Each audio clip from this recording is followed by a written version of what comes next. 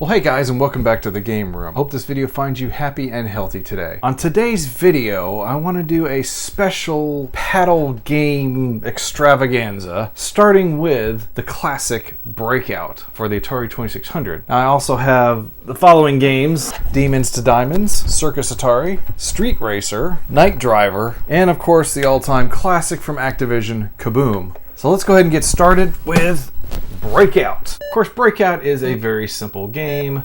All you have to do is smash out all the bricks. And I think essentially the idea was that it's Pong played by yourself. How would you play a game of Pong by yourself? And it's actually a pretty brilliant game.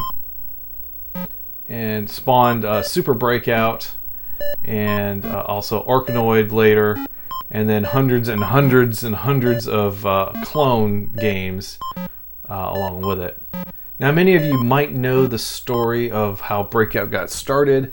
It was created by Steve Jobs and Steve Wozniak, who at the time, Jobs was working for Atari, and Nolan Bushnell approached him and said, "Hey, can you get that up there? Can you find a way to reduce the number of chips that are going to be in this arcade version of Breakout?" And he's like, "Yeah, sure, no problem, I can do it." So he went to his buddy Steve Wozniak and he said, "Hey, if you help me reduce the number of chips, I'll pay you," I forget how much it was, like $50 or something like that. And Wozniak is like, "Yeah, sure, I'll go ahead and do it." And he goes ahead and finds a way to reduce the chips, saving a lot of money. And then Jobs takes it back to Bushnell, who goes ahead and pays Jobs, it was like $500 or something like that. So actually the person who reduced the number of chips, Wozniak, got paid like $50, and Jobs got paid like $500. Always find it interesting that Jobs worked for Atari back in the day. I don't think he specifically came up with the idea for this game, Wozniak. I think he was just the guy who figured out a way to reduce the number of chips for the game.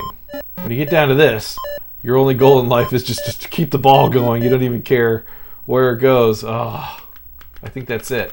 I didn't quite make it. Didn't quite get all the bricks. But we got to move on. We got to move on to the next game. Okay, so our next game is called Demons to Diamonds. Now, I've never really played this game too much, so I don't know a lot about it. But I mean, how hard could it be? I'm just shooting stuff, right? I guess I'm shooting these guys walking around. Then they turn into skulls who like shoot at me afterwards. And then they disappear after a while. Okay. So now I'm kind of stuck. Can't move too much for fear they're gonna shoot me. Oh, let's try again. Actually, let's select game 2. Oh, I got a friendly opponent up there. This is kind of tricky. That's not working very good. I think I'll just stick to the red guy on the bottom.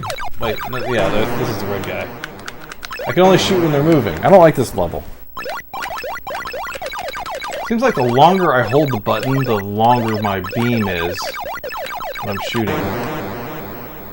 Go away. Go away, skulls. I can't do anything with you there.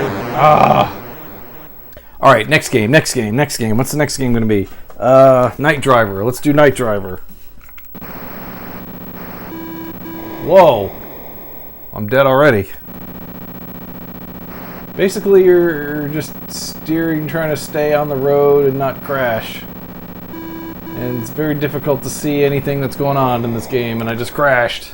This is actually an arcade game. I've seen the arcade cabinet at Free Play Florida. I always thought this game was funny because I thought, well, they only called it Night Driver because they couldn't actually draw a road. They just drew these little lines on the side to make it look like there's a road there. Limitations of 70s arcade machines.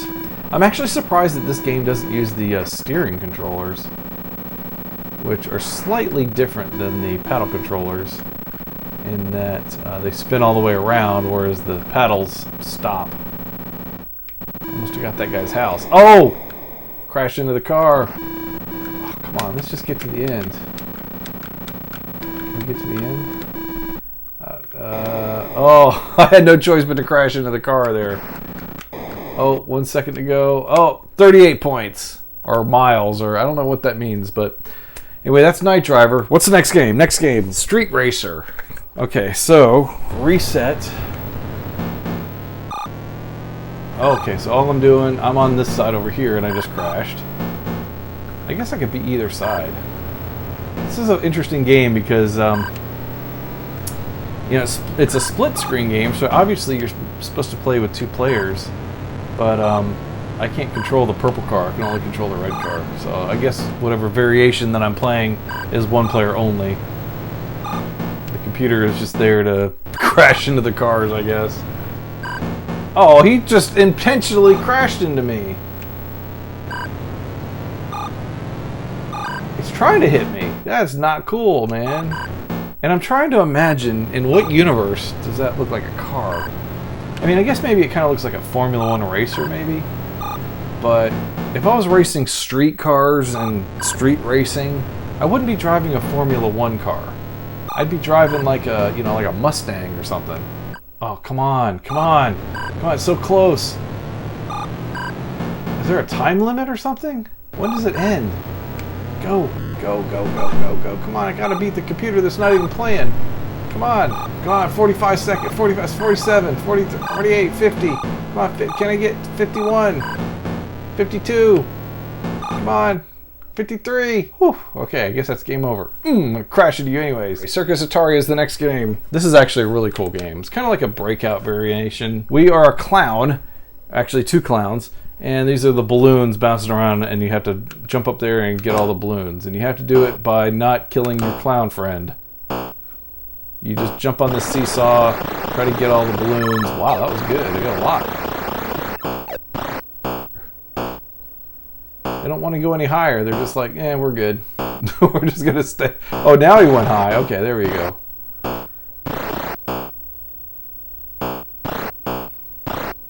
Oh, he went splat. And if you hit the button, you flip sides on the seesaw. So that's basically all you do is you just go back and forth, flip sides, and seesaw up there and jump as high as you can, get as many balloons as you can without letting your friend splat on the ground. I'm doing way better than I've ever done before. I think it's because I'm actually using paddle controllers versus, you know, like when you play it in an emulator, you have to use the joystick or whatever, or keyboard or whatever you have available. And to play it with a real paddle controller, I think actually makes a difference. I'm much better at this with the paddles. Anyway, that's Circus Atari. Bounce around and get the balloons, and yeah, okay. Next game, which is the final game, which is going to be Kaboom by Activision. In this game, you play as water buckets, trying to catch all the bombs that the Mad Bomber is throwing down to the bottom. I guess they're trying to... you're trying to protect a city or a building or something. I don't know. Who cares? You're just trying to catch the bombs. Starts out really easy. I think that's all it is in the game. It's so easy. Then it gets faster. And it gets faster again. And then I just missed a bomb. How could I possibly miss a bomb on level 3? It's pathetic. How do you come up with a game like this? Yeah, I need an idea for a new game. Let's have like bombs being thrown at the player at the bottom, and the player is just a couple of buckets. I got nothing. Man, I'm so screwed now.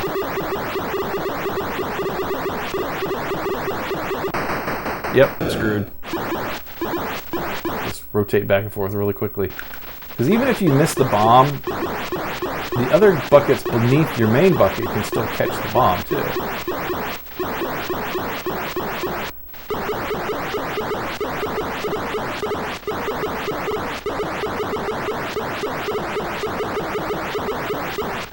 Oh, I thought I was doing so good there, too. All right, well, so that was just a few paddle game games for the Atari 2600. So how do I rank the 6 games that I played here today? Okay, so coming in at number 6, my least favorite of the games, Street Racer. Number 5, I think Night Driver. And then I'm going to go with Demons to Diamonds as number 4. And then I think I'm going to go with Circus Atari in the number 3 spot. And then fighting it out for number 1, I'm really not sure. It's either going to be Breakout or Kaboom. I mean, Kaboom is a great game. It's a lot of fun. But I have a lot of fond memories of Breakout too. So I'm going to give them a tie. Kaboom and Breakout are tied for my number 1 games. Anyway, thank you all for watching. Have a great day. Remember to hit the like, share, and subscribe buttons down below. How'd this bomber get out anyway? How did he escape and start like throwing bombs at people? Some games back in the day, that just made no sense.